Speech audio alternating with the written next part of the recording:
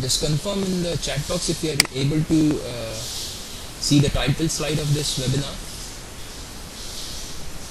If anybody can just confirm in the chat box. Okay, so it seems my voice as well as the view is clear of the presentation. I'll begin this presentation now. If during the presentation if you face any problems, just input in the chat box so that I can receive the message and I can rectify it. But I request all participants to put their mic on mute so that it does not disturb other participants. Thank you. If you have any questions, input them in the chat box, but please do not speak in the mic because it disturbs the other participants.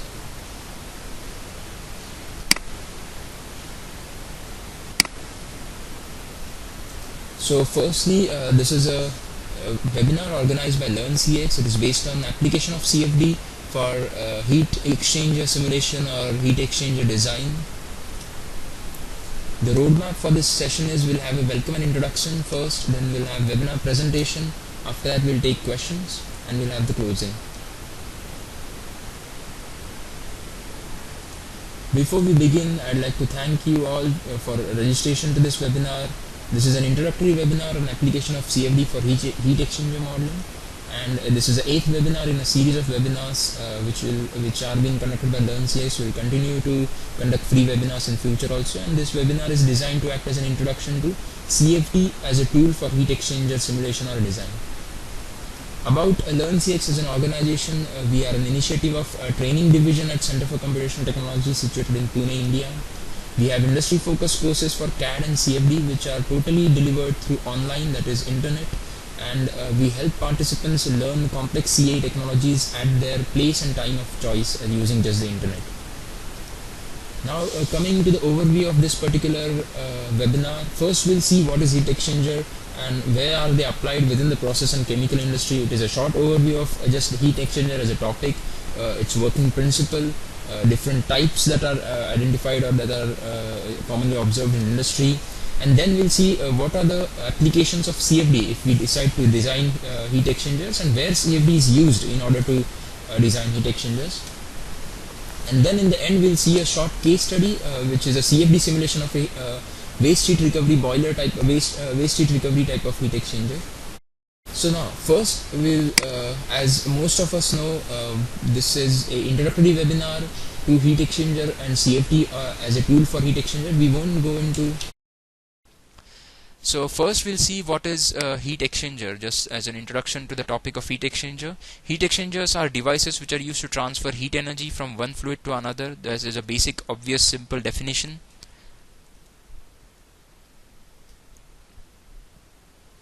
An example of a plate heat exchanger is shown here, which is a type of adjustable heat exchanger, and usually it consists of two fluids which do not mix. Now their importance in industry is well known. In any type of chemical or mechanical processing industry, we see heat exchangers day in, day out.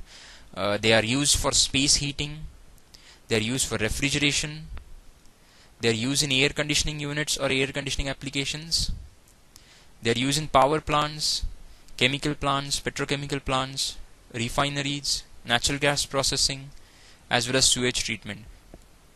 So within the entire chemical or process industry, we see different types of heat exchangers applied in different applications or different usage.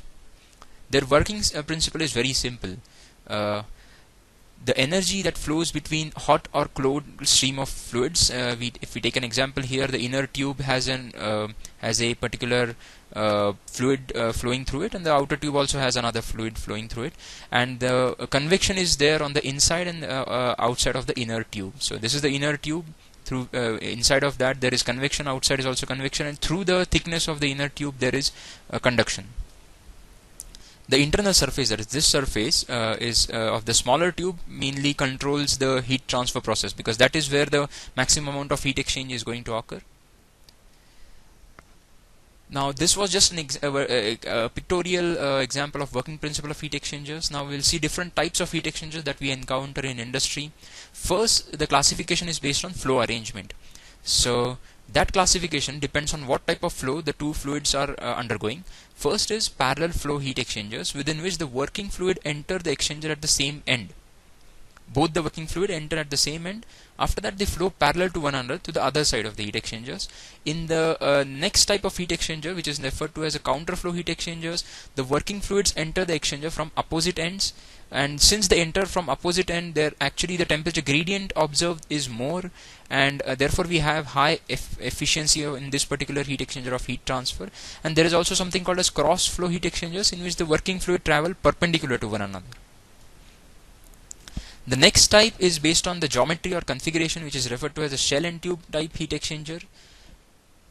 A pictorial representative of that is shown here. In this particular heat exchanger, we have large number of tubes which are packed in a shell, and the axis of that particular bank of tubes is parallel to that of the shell, and baffles are also placed as shown here. There are baffles placed in the shell which forces the shell side fluid to flow across the shell, and the baffles also enhance the heat transfer and maintains uniform spacing between the tubes. Next type is the plate heat exchanger, which consists of multiple plates that have very large surface area. The fluid flows through these plates. There is the gap created, there is a separated gap that is created between the plates. There is flow and heat transfer. And there is also something called as a combination of plate and shell type heat exchangers. It combines plate heat exchanger with shell and tube heat exchanger technology, and the core of that particular heat exchanger consists of fully welded circular plate. These are packed together by pressing them, and the rounds are cut and welded together, and the nozzles are present which carry the flow in and out of this plate pack. And this fully welded plate pack is then assembled into an outer shell that creates a second flow path. So there is a first flow path through the plate pack, and the other flow path is through the shell that is present. Plate fin heat exchanger is another design in which there is sandwich passages which contain which is similar to the plate heat exchanger, but it has fins to increase the effectiveness of the unit. The next, which is a very interesting example of heat exchanger, is waste heat recovery units. What it does is that it recovers heat from hot gas streams while transferring it to the working medium. Mostly the gases are the exhaust gases, and they are from gas turbine or diesel engine. And phase change heat exchangers is another type in which there are commonly observed examples that are boiler, condenser, radiators, or coolers. The very distinct feature of these heat exchangers is there is a phase change that is observed. Next is direct contact heat exchangers. In these heat exchangers, the hot and the cold stream actually can mix. There is no separating wall between them. Now we will come back to how do we apply CFD for heat exchangers. So CFD analysis can provide a lot of insight into heat exchangers. The first application is actually the distribution of local heat transfer near the heat exchanger walls. So you can see some examples of a shell and tube CFD. Shell and tube heat exchanger CFD, and it can also be used to predict the global influence of heat exchangers on its environment. Now, when we apply CFD for heat exchanger, the geometries that we usually encounter are very complex. They are usually banks of plates or banks of tubes, complex shape shells that are present. So what we have to do is we have to generate a proportional CFD domain and create a mesh for such a widely varying spatial length scale, which is not possible always, because we just hit the limit of meshing if we try to do the entire heat exchanger design. So for this, the solution that is there is that there are basically customized models which are available, which provide vital data, data like pressure loss generated by heat exchangers, heat transfer between primary auxiliary fluid. So there are customized models within various softwares. So what happens usually is the heat exchanger geometries that are there, they are very complex. So in order to generate a proportional CFD domain and create mesh for such a widely varying spatial length scale, it is not possible to mesh the entire banks of plates or entire banks of tubes that are present. Usually what is done is that there are customized models which are available, and they can extract results like pressure loss, heat transfer between primary and secondary fluid. All such things are just for that we use the customized models instead of creating the complex geometries. Now we'll see some of the typical examples of CFD applied for heat exchanger. First is to understand the flow distribution. Usually uneven flow distribution can result in poor performance of heat exchangers, and CFD can be used as a tool to provide vital flow distribution data within the design of sections like the inlet outlet port, the header configuration, the distributor construction, and plate corrugations. CFD simulation involves application of various turbulence models, and we use different integrating schemes to come up with pressure variation and velocity distribution data. The next application is to get the pressure drop through the heat exchanger using CFD. For this, whenever there is a fluid flow through a heat exchanger, it causes a pressure drop. Now, why it is important? Because the pressure drop mainly is affected by choice of different components like the core, the plates, the outlet inlet ports, the headers, etc. And the extent of pressure drop is basically seriously affects the heat transfer rate of the heat exchanger. So a CFD simulation of heat exchanger can provide the exact pressure drop by predicting the flow distribution through the heat exchanger as well as related components as well. Next, a very important application of CFD is to do fouling type of analysis. Within heat exchangers, we usually encounter high temperature difference, and because of this high temperature difference, periodically there is degradation of the working fluids. Also, when the working fluid interacts with the walls, there are chances of production of byproducts which slowly get deposited on the wall. As this gradually continues through the performance of the heat exchanger or the operation of the heat exchanger, there is reduction in the heat transfer rate. So there has to be gradual maintenance. But how do we know that such thing is occurring, or what is the rate of that fouling? So such fouling phenomenon is usually very common in food processing industry or chemical industry, and CFD simulation can be used to predict fouling. How this is done is basically CFD simulation is carried out on the working fluid, and the temperature profiles are obtained, and using that the regions are identified which have high temperature and weak velocity regions, and those basically are high probability regions for fouling to be occurring. A very important application of CFD or the most commonly used application of CFD within heat exchangers is thermal analysis. Now, the obvious use of heat exchangers to carry out heat transfer. And with the help of CFD, we can obtain the entire heat transfer characteristics of heat exchangers. We can obtain thermal coefficient data locally, globally, as well as the entire profile of that. We can also obtain physical features of heat transfer rate. That is, some regions where there is recirculation or poor heat transfer occurring, some heated regions, some cold spot, hot spots. All those things can be obtained using CFD. Now, those were the direct applications of CFD, commonly used applications using CFD, the analysis of heat exchangers. Now we will see a very simple example or a case study of a heat exchanger analysis using CFD. Now, what is done in this is this is a typical waste heat recovery unit, and this is used in a particular exhaust gas recirculation cooler. This is a shell and tube type of a heat exchanger design, and what we have used here is that we have used CFD to predict temperature distribution inside the device. The operation is CFD operation is to simulate the fluid flow and heat transfer through this device. You can see the practical example of how the real waste heat recovery unit looks like, and this is the CFD model of that. In this, we basically have the core through which is a shell type of core through which the exhaust gas, which is hot gas that is flowing, and the coolant or the water or the cold fluid is entering from this side on the right hand side, and it is getting out, or it is the outlet is on the left side. This is the geometry that we are going to use. It consists of a bank of basically shells in basically tubes inside, and this is the outer structure, and this is the water inlet and outlet, and these are the exhaust gas section. A mesh that is generated is shown here. As you can see, closely you can observe the shell, the mesh that we have generated for this particular geometry. These are the sections of tubes that are there inside.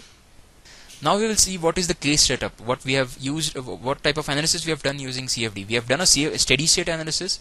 We have used single phase in both the domains. There is no change in phase, or there is no boiling or evaporation type of phenomenon occurring. We have used the K epsilon turbulence model, and we have a tube side inlet, which is mass flow rate for the exhaust gas. We have used a mass flow inlet. And for the shell side, we have used the mass flow rate for the coolant. And the outlet, we have used atmospheric pressure for both coolant as well as the exhaust gas, as exhaust air.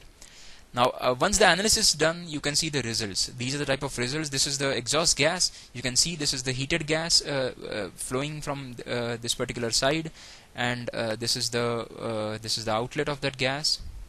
This is the velocity profile. It is shown through just one section right now. Inside we are seeing mostly uniform velocities.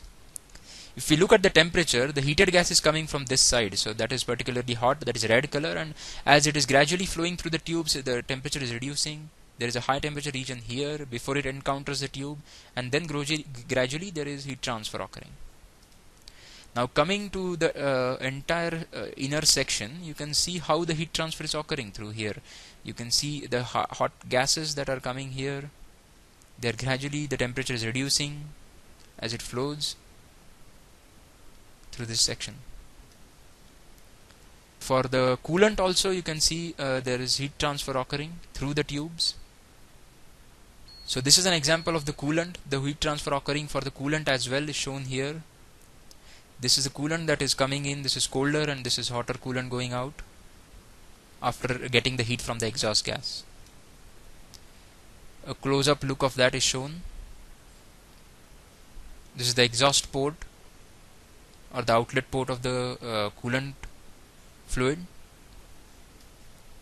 and these are the path lines of or how the flow is occurring for the coolant. And this you can see this there is still some uneven distribution that is observed for the coolant, and the design modifications can be done using CFD for the coolant as well. So to summarize our CFD, the device was studied for heat transfer between exhaust gas and coolant. And what we have observed is that the inlet coolant temperatures was about 100 degrees centigrade, and the outlet went to about 110 degrees centigrade. The heat flow and mixing was well predicted by this study, and based on the analysis data, amount of heat that can be recovered was found out. Now that was about the heat exchanger webinar. We are coming to the almost end of this webinar session, so I will just highlight some of the training activities of our organization before we end, and after that I'll take your questions. Now if any one of you is new to CFD and if they want to enter into CFD field, what sort of skill sets is required? This slide highlights that. A new engineer who wants to enter into CFD sector, he needs some strong fundamentals of fluid dynamics and thermal sciences, fundamentals of CFD as a technique or as a theory. He needs to know how to use CFD software, how to generate mesh for different industrial level problems, how to use CFD in design, and after that how to make sense of all these contours, all these results, how to suggest design changes using these results. Now what do we offer as a training organization? Usually you encounter CFD or CA training based on classroom training, having rigid syllabus, and it is a very rigid type of environment. So instead of confining to that particular rigid training environment, we offer a very new and latest method, which is training through online techniques. It requires no travel. All the resources are available at your desk just using internet. You can go over the material any number of times. You also have interactive sessions with our tutor. A dedicated tutor is assigned to you to answer your queries. We have a library of lectures and tutorials which gets activated to your profile. So instead of getting stuck in a rigid CA training, we are offering, and we are increasingly growing the courses that we offer through internet. That is the Learn CX training portal. Currently we have all these courses which are available on our training portal, which are CFD Foundation, Heat Transfer Modeling using Fluent, CFD Simulation of Rotating Machinery, Meshing course is there, as well as CFX and Fluent courses are there, and also Star CCM course which will be launched soon. So all these courses are there. We also have a computer aided geometric design, which is a programming course based on CAD development. In order to connect to us, you can connect to us using any of the social media portals like LinkedIn, Facebook, Twitter, and our blog. The best way is to actually write us at info@learncx.com, which is our email address. So if you have any questions, I'll take them. So I'd like to thank you for attending this particular session, and I'll answer some of your queries before we end this particular session. So thank you once again for attending this session. You can post your queries in the chat box, and I'll try to answer them using audio from my end.